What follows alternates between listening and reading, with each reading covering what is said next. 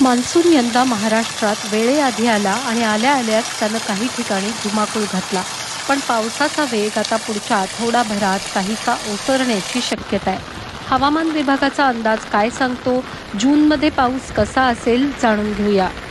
नैऋत्य मोसमी वाऱ्यांनी छत्तीसगड आणि ओडिसाचा काही भाग व्यापला असून महाराष्ट्रात विदर्भातही पाऊल ठेवलंय. तसंच ईशान्येकडची राज्य, सिक्कीम आणि पश्चिम बंगालच्या उत्तरेकडच्या भागातही मान्सून पोहोचलाय. पुढच्या 1-2 दिवसात मान्सून पश्चिम बंगाल आणि बिहारच्या काही भागामध्ये आगेकूच करेल असा अंदाज आहे. मान्सूनच्या या पूर्वेकडच्या शाखेला बंगालच्या उपसागरातल्या वादळानं बळ दिलंय. इथे तयार झालेल्या कमी दाबाच्या क्षेत्राची तीव्रता वाढली आणि त्याचं डीप डिप्रेशनमध्ये रूपांतर झालं. या वादळाच्या प्रभावाखाली पश्चिम बंगाल, सिक्कीम आणि ईशान्येकडच्या राज्यांमध्ये मुसळधार पावसानं हजेरी लावली आहे. महाराष्ट्रात मात्र पावसाचा जोर थोडा कमी झालेला दिसतोय. मान्सूननं इथे वेळेआधी आगमन केलं असलं तरी पुढच्या काही दिवसांमधली परिस्थिती त्याच्या वाटचालीसाठी फारशी पोषक दिसत नाही.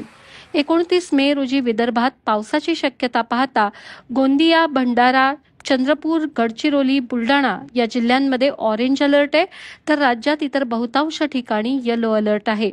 30 मे रोजी विदर्भातल्या जिल्ह्यांमध्ये येलो अलर्ट आहे, तर इतर जिल्ह्यांमध्ये जोरदार पावसाची शक्यता नसल्यानं कोणताही अलर्ट नाही. येत्या काही दिवसात पाऊस कमी होण्याचं आणि मान्सूनचा वेग मंदावण्याचं एक कारण आहे वायव्येकडनं भारतात वाहणारे कोरडे वारे. नव्या भारत फोरकास्टिंग सिस्टीमच्या मॉडेलमध्येही ही हवा मान्सूनला काहीशी आडकाठी करताना दिसते. भारतीय हवामान विभागानं काश्मीर आणि भारताच्या उत्तरेकडच्या भागामध्ये ताजा वेस्टर्न डिस्टर्बन्स म्हणजे पश्चिमी प्रकोप दाखल होत असल्याचंही म्हटलंय. या वाऱ्यांच्या प्रभावामुळे वायव्य भारतात पुढचे 4-5 दिवस वादळी वारे, विजा आणि पावसाचीही शक्यता आहे.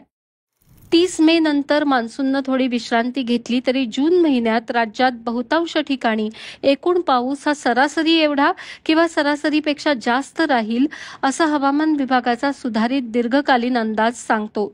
या दीर्घकालीन अंदाजानुसार जून ते सप्टेंबर या 4 महिन्यांमध्ये म्हणजे मान्सूनच्या काळात राज्यात बहुतांश ठिकाणी सरासरीपेक्षा जास्त पावसाची शक्यता आहे.